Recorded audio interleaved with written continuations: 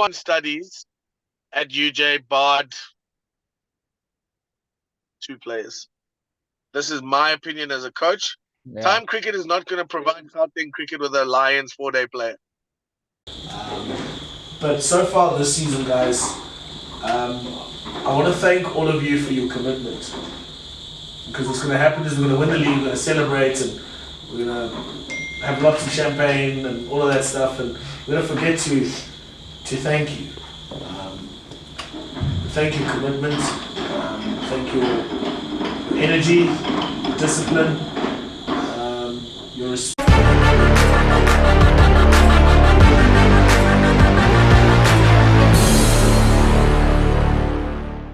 How are you doing, Koji? Yeah, I'm good. Elated, happy, in a good space, but also still busy. Yeah, it hasn't stopped. It hasn't stopped, obviously. No, we got a plan for obviously next season. We got to digest this one and allow the players to process the time off.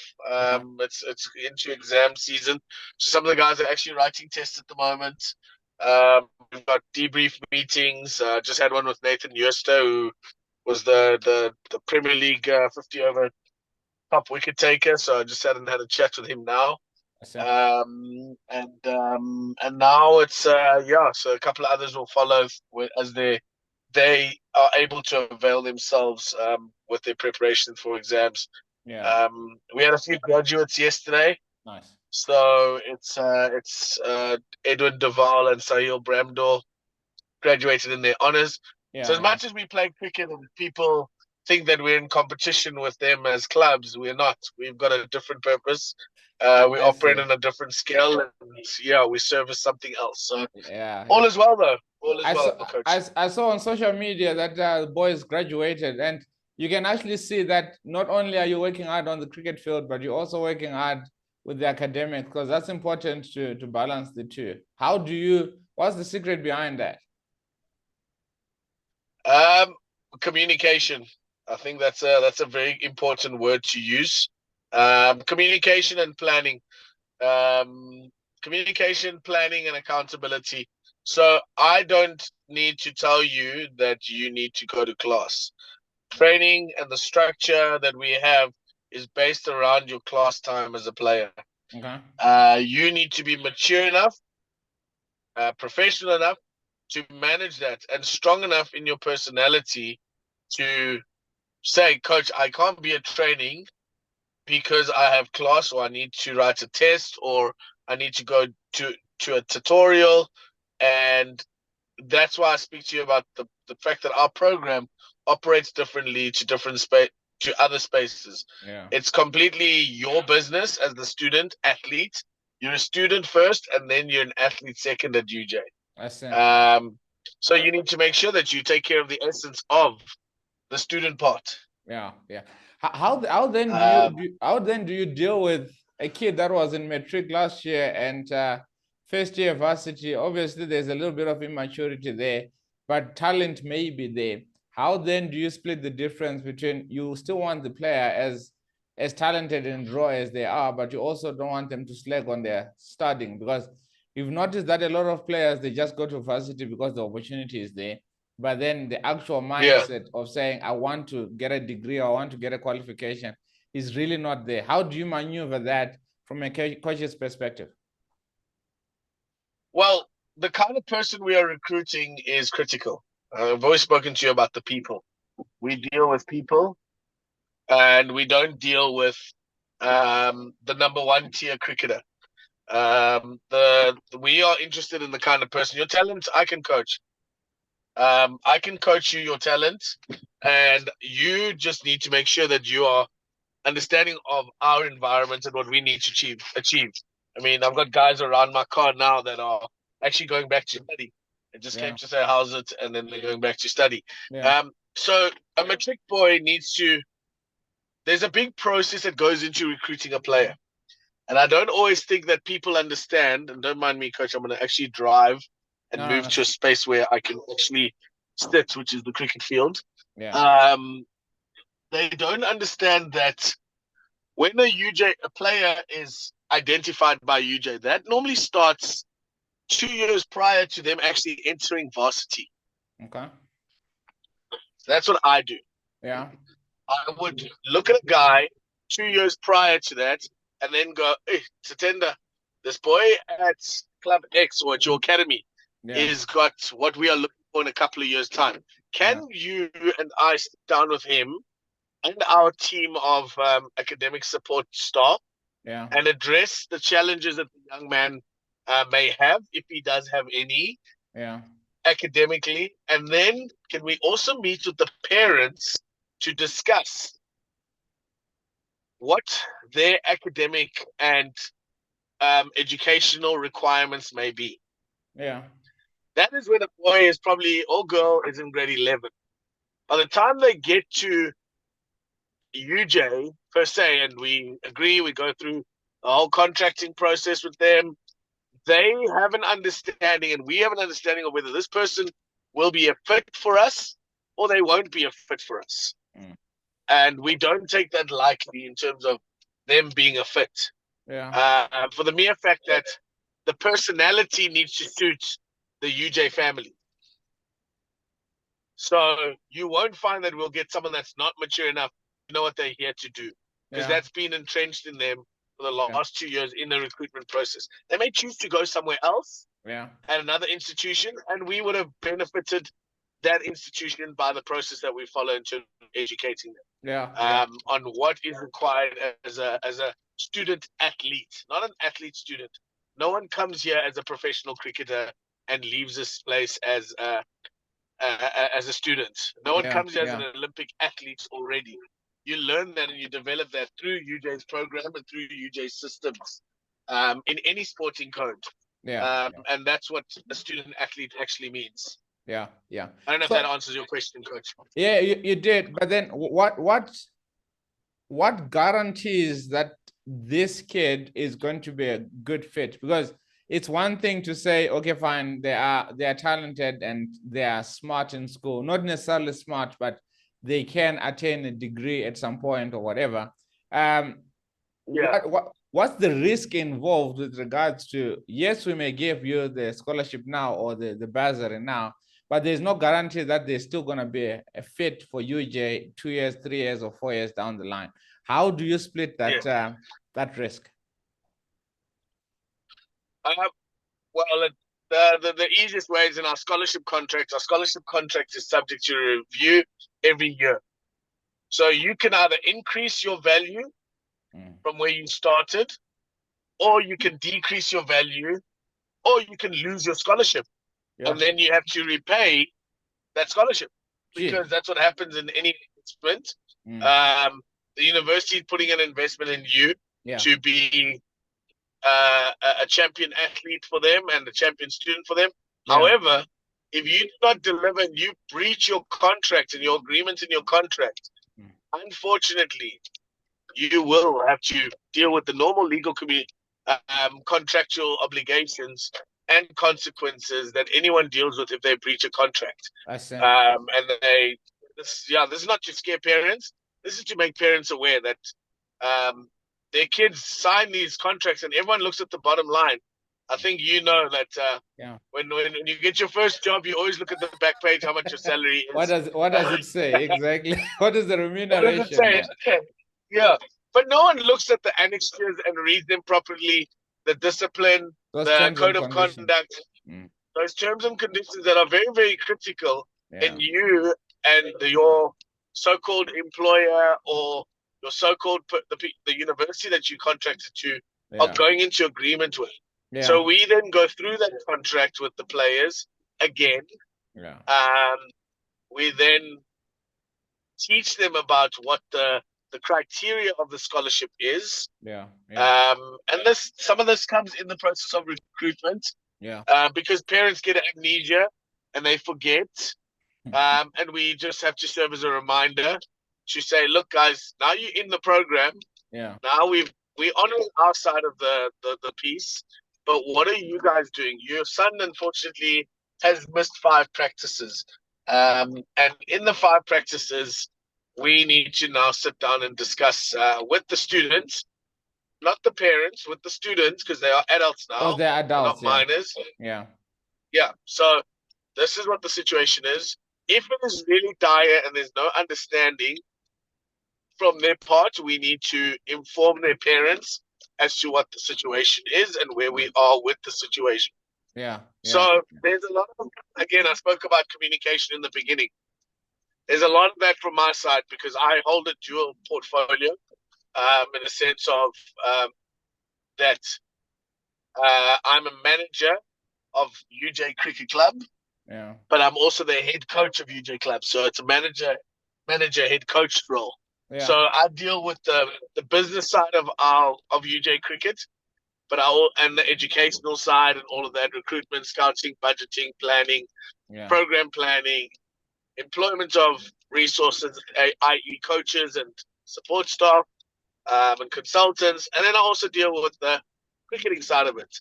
Making sure that we have a way forward and a sustainable way to keep UJ cricket strong over a long period of time.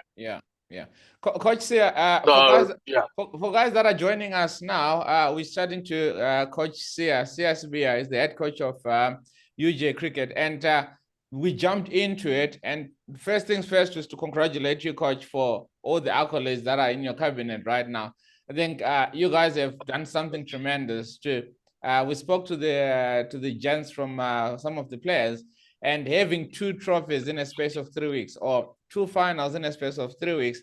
And I had the opportunity to sit down in your dugout and just hear what you say. And I still remember I sent you a message on WhatsApp, and I said, I've learned so much just from sitting next to you for 20 minutes, how you conduct the players, how you speak to the players, and how you're so honest with them as well. In as much as one wants to hear the truth, sometimes the truth hurts.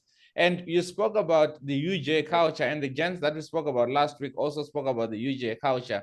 But my question to you before we get into that culture is, how do you then keep a balance between being the head coach, being the manager, being a mentor for these boys, and making sure that they still they come to the party, or they pull their rank, or they work hard to achieve your results, to achieve what you need them to achieve? How do you keep a balance between that? Sure.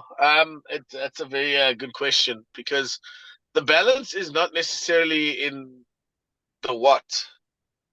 And I think you're asking me about the main thing, which is the how. The how is literally, I have my standards as a coach and as a human being, and you meet them. You want to be part of something great, and you buy into that as a player. And all these players have dreams and ambitions, and us as a coaching staff, we are just the mere vehicle for that. We are a pit stop at UJ for 4 years or 5 years or whatever it may be, for them to learn their game and then hopefully move on to the next structure, as we have done so well historically as an institution. So I'm just another person that has their way and belief in terms of our culture and managing what guys want and what they want to achieve. And if you want to play, if you want to be a professional cricketer, you have to give into the structure. You have to give into the culture. You have to immerse yourself in caring about the brotherhood, in caring about the family, and making sure that you protect the family. And you protect the family by doing your part. Everyone has roles. Everyone has a job. Everyone has an understanding of what their role is. And no one will ever be given a responsibility that they cannot handle at UJ. Cheers. So that's how we maintain that, because we are honest, we are fair, we are clear, and we are consistent to each and every single individual. And it's my job to make sure that that is followed through, and it starts with me. So when a player walks into UJ, or first-year student, or first-team cricket, whatever the case may be, what is the chat with you in terms of, is this is what we've got on the table? It says that you're going to own up to it, or you can just bugger off. What's the discussion like between you and a new player that's walking into the side, or a new coach that's walking into the side, so that they also can adopt that culture? Look, I think the first thing is, I asked the question of, why are you here? You know, because you could be anywhere else. Why did you choose us? And it's important to understand people's why. And why UJ cricket, why cricket as a sport. Yeah. And when you understand that, you can find out how you can service that player and how you can help that person, how you can help that coach get better. Some guys say they come here because they want to win trophies. Okay, cool. Okay. Some guys come here, they want to obtain a degree and be a decent cricketer. Some guys want to be professional cricketers, but they know that education is going to be important after cricket. Yeah. So you get a couple of different schools of thought, and you have to decipher what that person's need is in order to help them. Because my job and my coaching staff's job is to serve the player, because the client is the student. We aren't the client. We're the service provider. I see. So if I start seeing us as UJ Cricket as a service provider, it's no longer about what we want. It's about what you want, and can what you want fit into what we are trying to achieve as an institution, which is hopefully one day to be the best cricketing institution in the country, and potentially in the world. So we are looking at those types of things, and we are doing them to the best of our ability. Amazing. Yeah. So that's amazing. What it is. If I know what you want, Tinder, you will tell me what you need from me, and I can either meet that or I can miss it. That's the difference. It comes back to communication again. 100%. So the first conversation is about that, and there's a lot of honesty required in that conversation. You need to tell me, look, a lot of guys have come to us because they're not the number one pick. They're sometimes bruised. They're sometimes hurt emotionally by the system or cricket or other institutions or other unions or whatever it is. We pick up the pieces and we have to help that person. Yeah, we have to help that person get better. Get better for not us, not the previous place, but for themselves. They need to be a better player for themselves. And when we do that, we normally get the results. I mean, David Rhoda is an example. Matthew Hollard, Jordan Hollard. Schoolboys that are disillusional about the system that move into the institution. We need to add support. We are here to serve these players. And to the best of our abilities. We are speaking how to practice. The last time that we were on the podcast, we said we're gonna ask you to come back and speak about how to practice. And we're speaking about how to practice and wrapping up the season at UJ. But first up, congratulations on the trophies. I think let's give you your flowers, because I said it earlier on and you just brushed me off like it's nothing. Like, oh, come on, Tess, it's nothing. Yeah, come on. It's for my players. That's really amazing. What's the feeling from coach the next day after achieving such a big thing, coming from the USASA games where things did not go well? And I'm going to touch on that as well from your mental health perspective. To here you are a season later, this is happening and all this success. What's going on through coach's head the next day after the Prem B T20 final? How do we win the next one? Wow. That's the level of focus that's required. Yeah. And that's not me being, excuse my language, but bullshitting. It's the truth. How do we get even better? How do we improve in the areas that we weren't? Because it's nice to celebrate the win on the day. We'll have a couple of beers, but how do we get better for these players more than we are right now? Yeah. Well done on doing what we did as a group. Well done on supporting the players the way we did as a coaching staff. No credit goes solely to me. I have a massive, amazing team behind me and with me.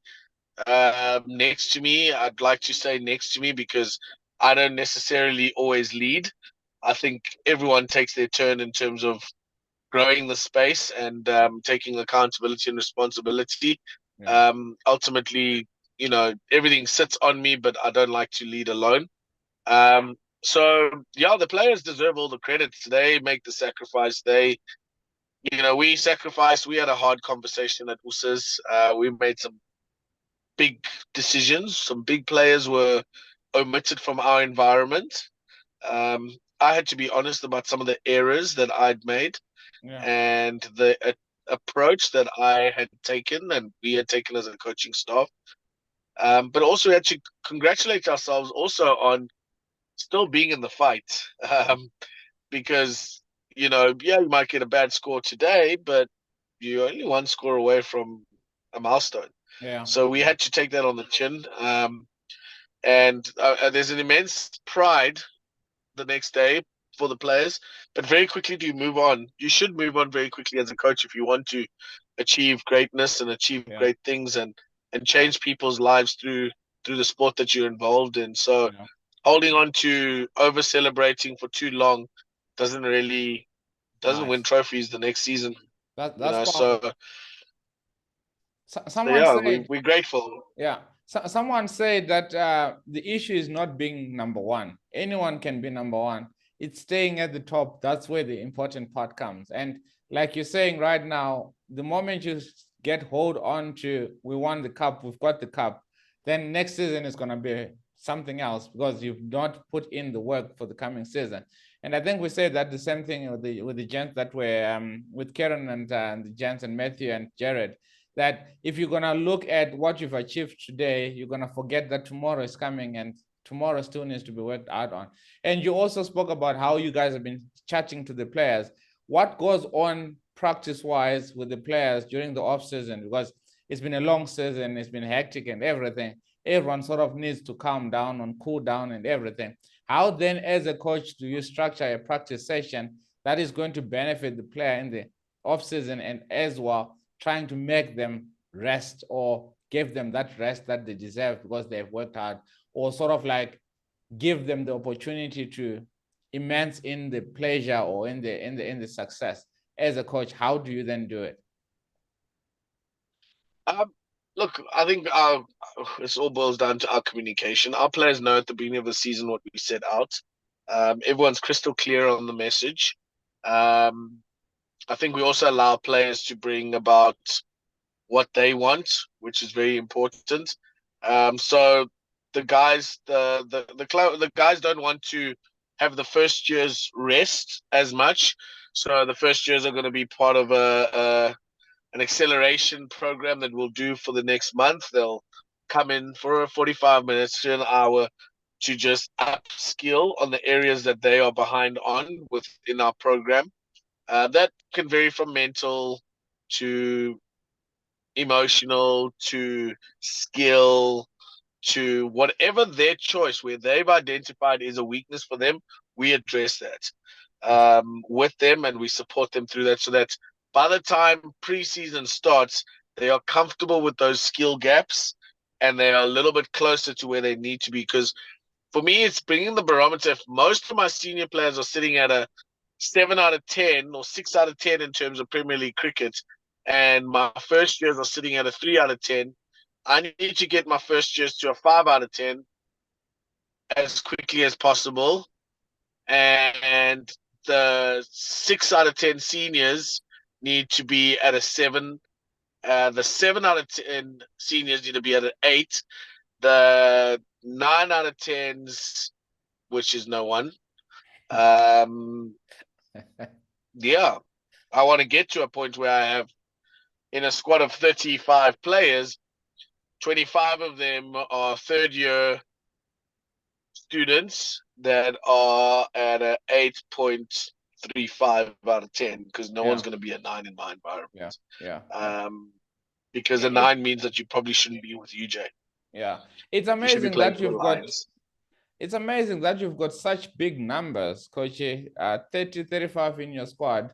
How do you manage those when it comes to practice and making sure that everyone still gets quality over quantity? So everyone, so generally the maximum we'll have at a practice based on class timetables is once a week we have all 30 there. 30, 35. Maximum 32 at a practice. Okay. That is once a week we'll have the whole mass. However, there are 5 days in our week and 4 of them are intense training. Friday is optional. Okay. on Monday, we may have 22. Tuesday, we will have, on Monday morning, we'll have 22. Monday afternoon, we'll have only 16 guys. Okay. Someone might be training twice. So I mentioned that figure. Someone might be training twice because they're not happy with what happened in the morning. Then on Tuesday, we may have 14 in the morning and 20 in the afternoon. Okay. Wednesday, we will have everyone for Woensdag in the morning. Everyone that's a student, and only the club guys coming in the afternoon. I see. Or vice versa. Okay. Thursday, we'll have everyone. Friday, we'll have absentees and top-ups. So guys that missed a session during the week that need to catch it up, and guys that are just needing to do something that they felt wasn't quite there. Yeah. So if you've listened to a conversation that our captain had on UJ TV, he speaks about he trains 3 times a week. Yes. So he uses Monday, Wednesday, Thursday, and Friday. He's in his board shorts and he's doing absolutely zilch. He doesn't even come here. Easing up into the game that is going to play or the weekend for the games that are to come. Yeah. So he uses Friday as a day to actually study. Saturday morning he'll study and maybe he'll play a match on a Saturday afternoon for punters, and that's him. That's his week, and that he'll play for punters maybe once every second or third week. Yeah. Because he's doing quite a difficult course, but somehow he gets it done because he manages his time. He's mature enough. He's been with me since the beginning of my tenure here. Yeah. And he gets what is expected. Exactly. From a coach's perspective. So it's very easy to structure that. Yeah.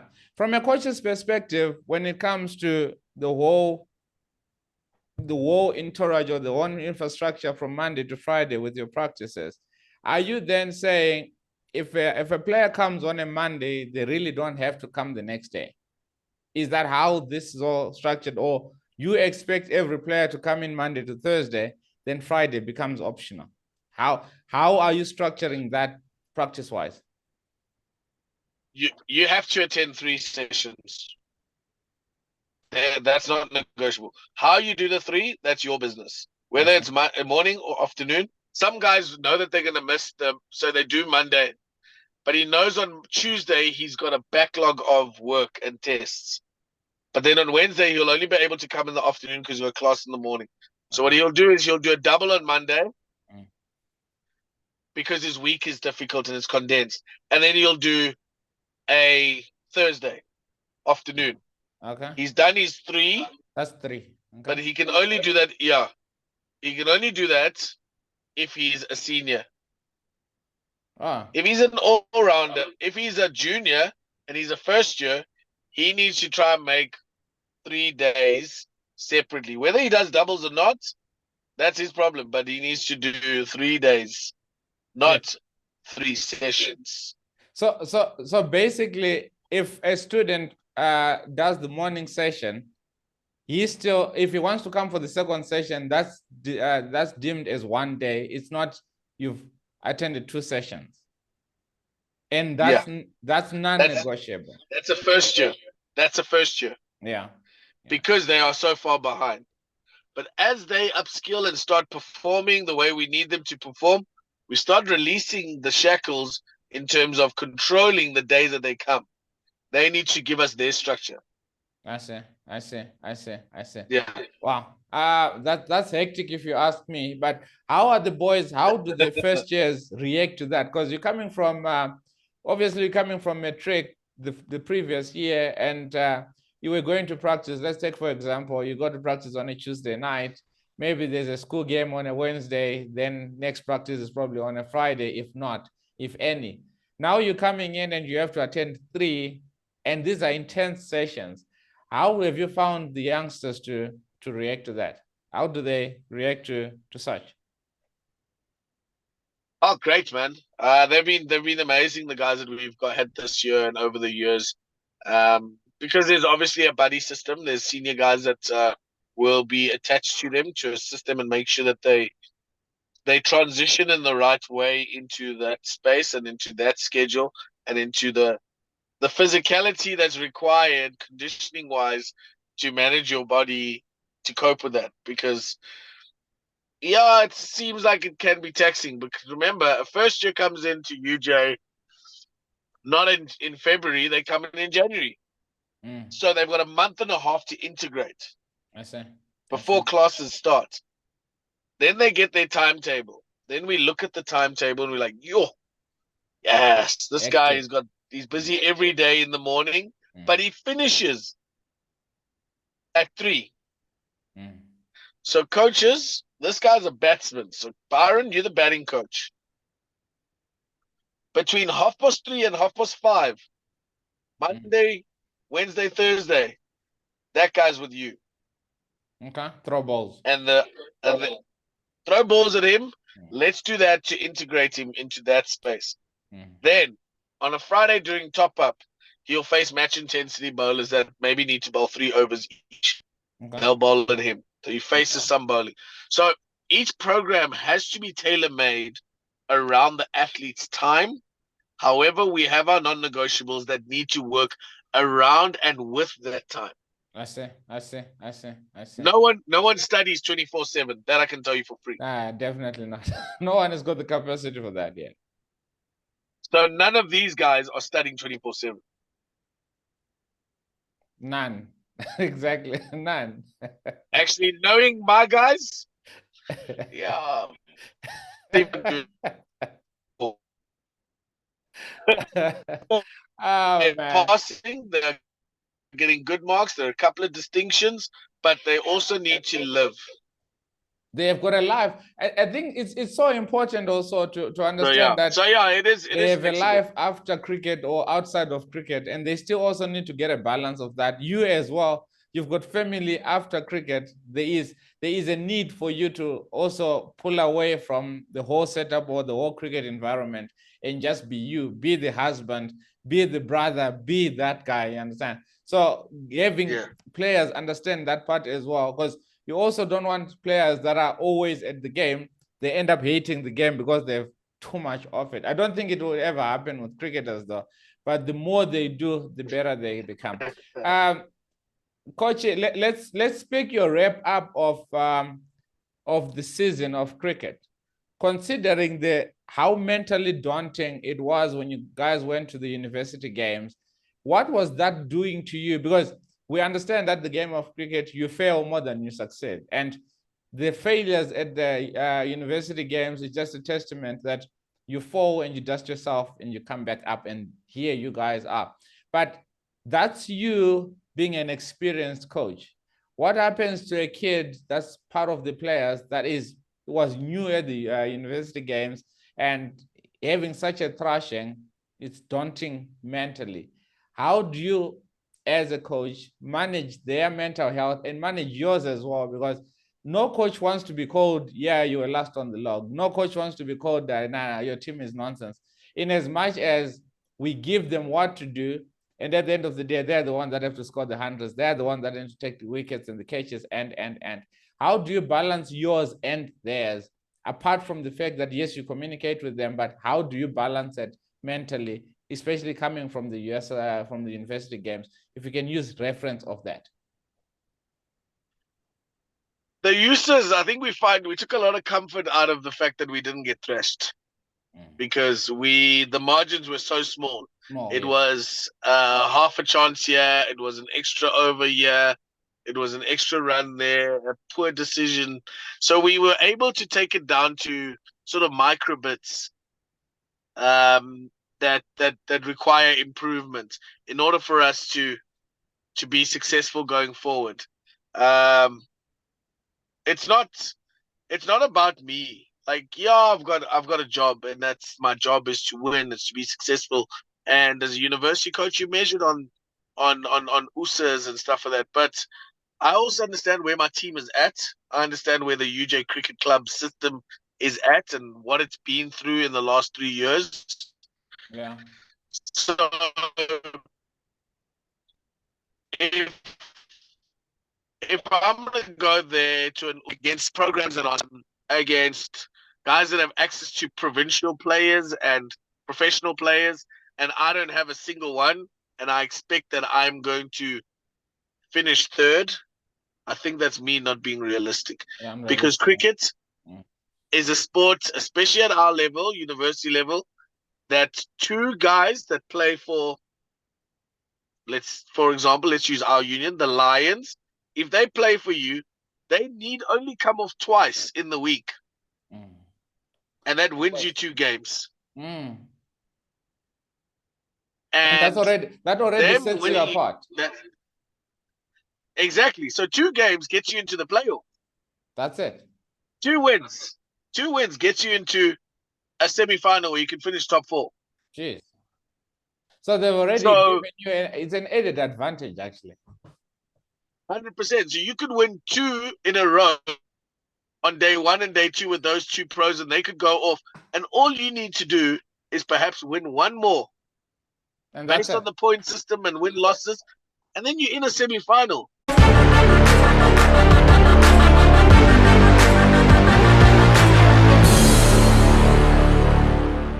We're still speaking about having professional cricketers. It sets you apart, and that's all you need. And you're saying just 2 wins can be the difference between not making the playoffs and making the playoffs. It's an unfair advantage, but that's just the nature of the game, isn't it? Yeah, I wouldn't want to say it's an unfair advantage. I think it's great that, you know, you play against. I mean, Tux had Jack Least playing this last USA's, for example, and he played a game or 2 for the Titans. Merrick Brett, I think, you know, in the past, Varsity Cups and USA's, that's a platform. I think it's a good place for players to measure themselves. All our university students think that they use this term gun. They think that they gun. Let's see how gun you are when you play against Manera at an USA tournament, and you have to bowl to Donovan Ferreira. And he's hitting it far. And he's hitting it far. How good is your composure? How good is your development? How good are your skills? And how good is your mental aptitude? So I don't think it's a bad thing. But, you know, to go back to your question, yeah, USAs, I've had a couple of tough USAs. But I don't look at it as it's woeful, it's shameful, because I believe that our boys are developing and they're getting better and the margins are getting tighter. I mean, if you look at the results in that previous USA, the first game we beat Pico, who finished in the final, who were runners up. Yeah. The next game we just lost to. We were really bad in this second game, but we just lost that also. The third game against UWC, it was a couple of brain farts and it changed the whole situation. Yeah. Day 4, we then find ourselves under severe pressure and we just lose a game.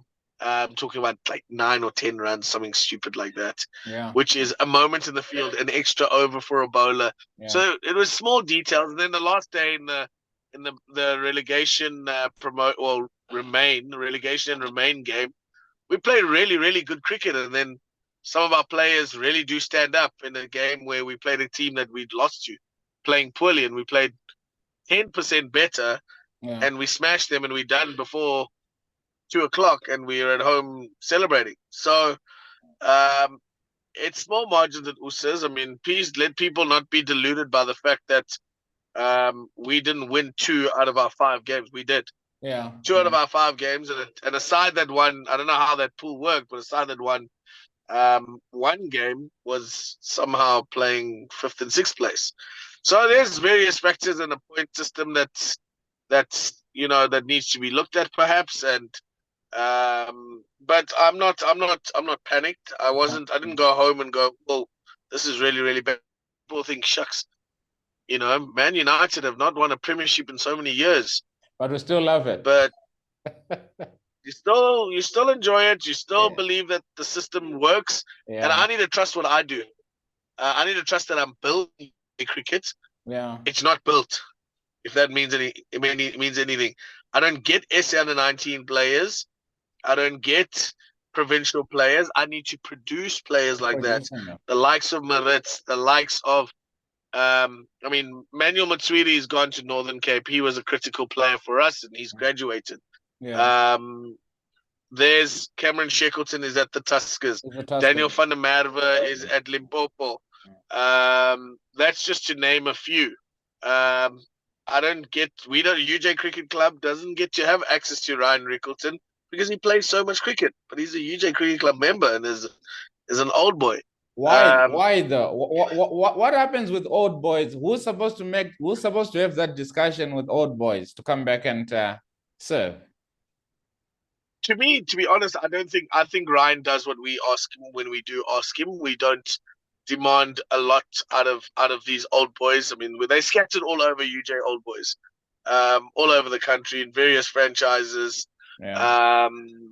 So I don't think that is a main thing. I think it's the right thing that those guys. It would be nice to get them together for a game against the students, which is something we've got in the pipelines and planning against these guys that are currently the first team, and to have that conversation to see if they can mentor a couple of guys and assist a couple of guys in their journey. However, I think it's great that those guys, once they make it and they go forward and where the level that Ryan is, where I hope that he gets a fair enough opportunity to represent South Africa in the World Cup, and he gets a crack and he gets to bat where he should bat. That's flagship, and I think you allow that to happen because it allows these students to still dream. So I don't need that guy in a dressing room. I mean, Temba is an old boy. He needed some preseason work, and he came and he played in one of our preseason tournaments in a T20, and lucky Declan Osborne got to walk out and open the batting with him. Nice. And Declan faced the first ball. He said, "No, people are here to watch me, not you." Wow, such humor. And then getting to tell him to go to fine leg instead of having him in the cupboard. So it's those types of things, and I think the value of having old boys is great. I think Ryan's always got good things to say about UJ, Delano, Josh and those guys played here for a bit. Andrew Rasimene, Chad Claessens. Those are just the recent ones. There's even, Neil McKenzie still tells stories of the old Rao, and that sort of thing. So I think for us, it's just about allowing the next generation to get through the system. UJ is always strong if they're producing cricketers. I think any institution is strong if it's producing cricketers. We had a couple of guys get caught up to the academy now in the last season, in the middle there somewhere. A couple of guys have gone on. Kieran made his debut for the Colts in the 3-day game. We hope that after the success of this season, some more guys get an opportunity. Some more guys are looked at and get a shout, whether it's in this province or any other province. I mean, we've got great partners in various in unions that we've strategically tied ourselves up to, so that we can work together with those people in order for our players to get an opportunity elsewhere, if there is one, when the doors may be full here at home, or the room's probably full at home. So that's important. And UJ services a country, a continent, and the world. Sure. So we're not bound. Yes, we are our custodians of cricket in this province, are Lions Cricket, but UJ is a greater institution of higher education in the greater scheme of things, and we need to be aware that opportunities need to be awarded to everyone and all people, in terms of our players and protecting them. So it was tough to tender. It was tough, but it only became tough when I made it about myself, about my coaching pride and my ego, me being embarrassed. But I'm not playing. You need to relax. Exactly. Okay, at the end of the day, you're not the one that needs to go there and score the runs. You can only advise, but at the end of the day, they need to do exactly. Yeah. And I need to prepare for that. And be humble. That's it. Coach, how do you balance between the university side and the club side and making sure that the two are gelling? And also with the guys that are playing in the club side, do they get an opportunity to then study? What's the thought process? What is the process around a player that is in the club to then be a student at the school? How does that whole entire thing work? So we've got probably 95% students. Yeah. Now, to be successful at the greatest competition that the university is assessed on, at USAS, you need to have that kind of structure. Okay. Which is something I've spent, I think the boys told you that we spent a few years trying to build that. Yeah. But we believe in having external club members because it adds a different flavor to our club. So everyone studies at UJ, barred 2 players, actually. So it's probably at 98%, if not more. Don't know what the equation would be.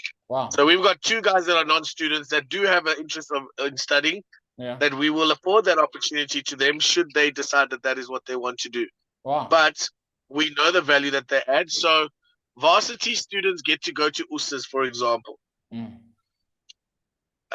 get to compete to go to USAS. Only 14 go.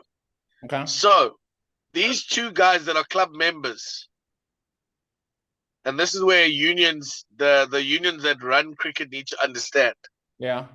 That the universities don't only service the community, but they also service students. Yeah. Yeah. So certain rules and bylaws take away that opportunity from Jared Aldo, who's just a club member, from playing at the Wanderers, which is probably all he wants to do. Yeah. Yeah. But because he's played X amount of 50 over games as a club member in a university club, he's now not afforded that opportunity to play because, no, you're too good to play second team cricket. So I think it's a load of rubbish, but anyway, that's my opinion. Yeah. But if those guys want to study, they should be allowed to study, which UJ does for them. We've offered these guys, they also have lives outside of that and responsibilities. So what do? They actually work and coach. So it's about finding a course that will allow them the flexibility. That's been our challenge of late. And in terms of flexibility, I want all your kids and your listeners to know this.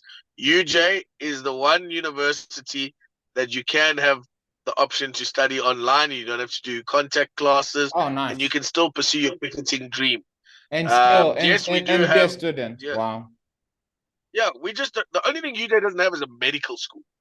Other than that, we're as good as everyone else. We're a top university, one of the best business universities in the country and accountancy schools in the country and law schools in the country. So I really want people to understand that this university has a rich culture and a very good reputation academically for parents to understand that.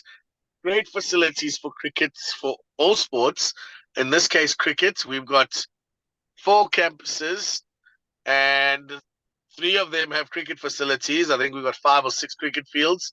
Crazy. So there's a lot going on at UJ and a lot of positive stuff. And I think when people start changing their mindset in terms of the traditional universities that they go to,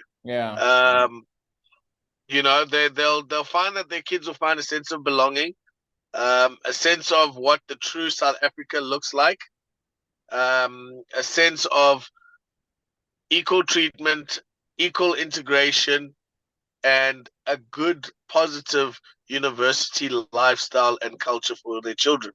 And I think UJ boasts that.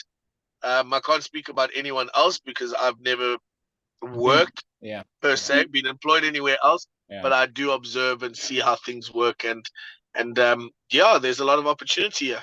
Wow. And you're a good ambassador for the university as well, and a good ambassador for the game of cricket.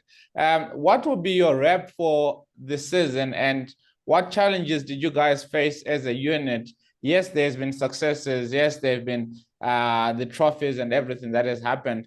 But what were the challenges in the season that you just come out of? Sure. There's always challenges, eh? I think the thing that looks after us in terms of those challenges, fixturing for us is a big thing. I'll be honest with you. Fixturing costs us a lot of money. So we this past season, we got fixtured on the 6th of January.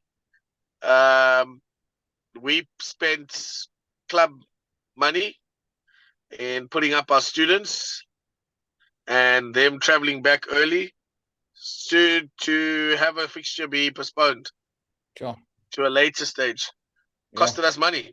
That's costly. You cannot fixture universities. Yeah, you can't fixture the universities in the first week or two of January. I can maybe get these kids here in the 3rd week of January. Yeah. You know? That means we are happy to play on a Saturday to catch up certain fixtures. And I'm sure some clubs can do that, seeing as it's Premier League cricket. Catch up, yeah. And 2 of our teams are Prem A and Prem B. But that's a big challenge.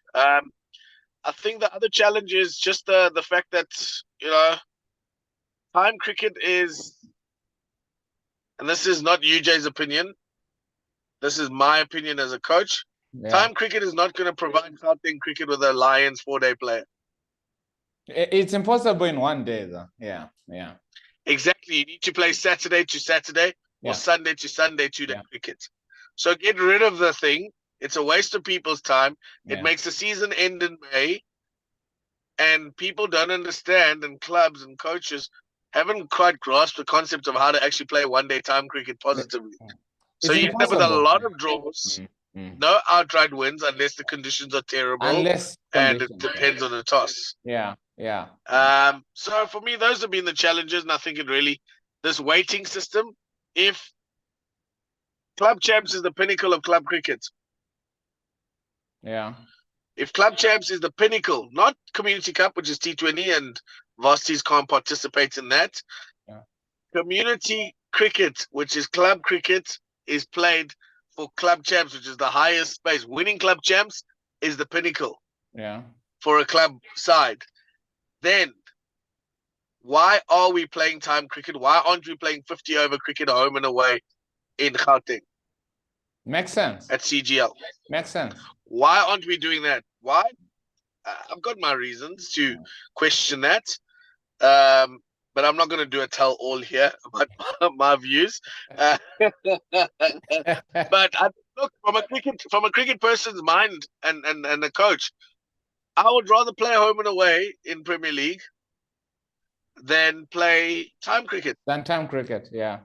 But again, that's your opinion, and I think your opinion matters as well, because we need to ask certain questions with our club system, club cricket system, because if we are saying from club cricket we're going to get our next first-class players and potentially our national players, then we need to do things differently in order to be in a position where we win a World Cup, or we do better in our first-class system, or there's better improvement. So such questions are equally as important, because together we have to try and make these changes. So I hear where you're coming from. How many, what's the pinnacle of an under-19 cricketer's career?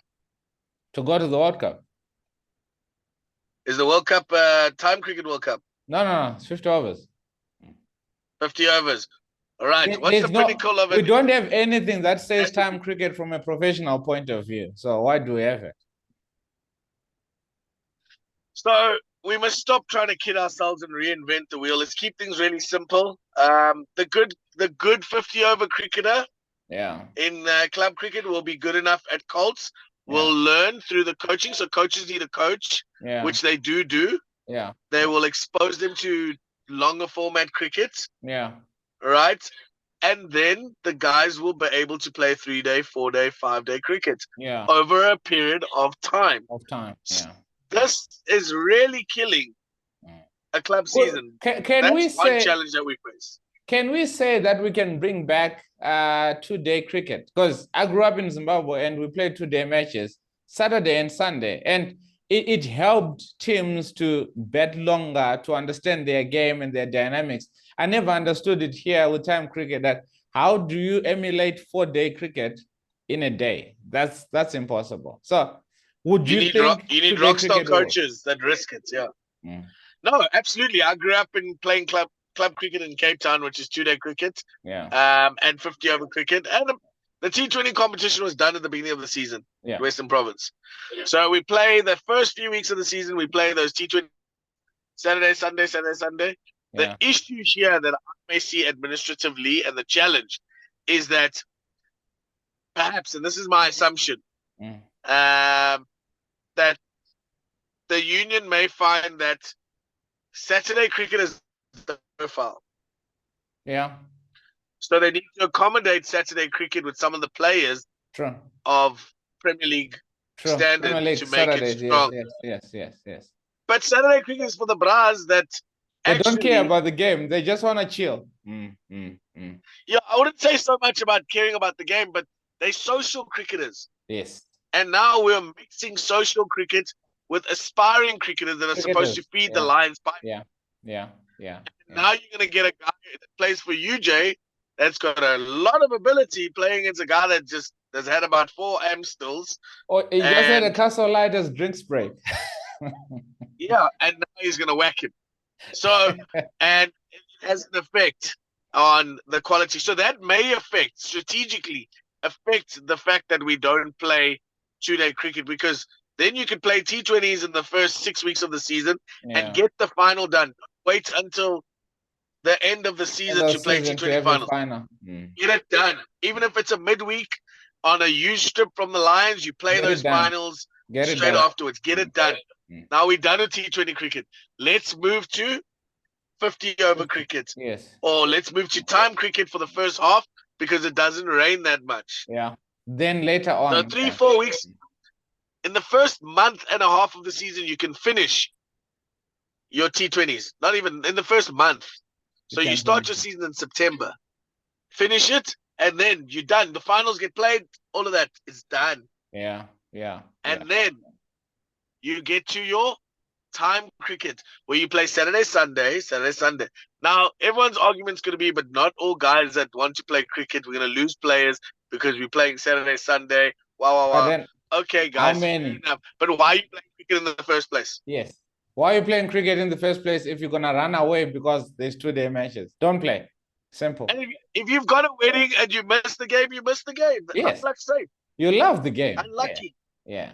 Exactly. So I understand that. And some guys retired from cricket because it was starting to take up too much time. That's okay. That's the transition. And those guys then become guys that play on a Saturday social cricket. Yeah. But then that's the nature of the game of cricket. It takes time. So if you're going to play club cricket, you know that you're taking up a chunk of your time. Everyone knows that. The wife knows that. The family has to know that. So it's not something new that the game of cricket is taking up time. It's standard. That's how it is. Kochi, you've been amazing. Yeah. Thank you so much, man, for chilling with us and what you guys have achieved for UJ and going into the new season. I'm so excited to see what you guys are going to do as well. And we've got another shoot that is going to come up where coaches are going to come together and that's just wrap up the season as well. And different people talking about different stuff. That's how we learn from one another and bouncing off ideas. So guys like you, it will be so pivotal for the podcast because as you are speaking a lot, I'm learning as well as a coach as well. And the person that is watching this is learning from a student perspective. So thank you so much for taking your time, Coach. I really appreciate it. You're always giving us time. Thank you, my brother. Awesome. Thanks for having me in the show. Awesome. Cheers.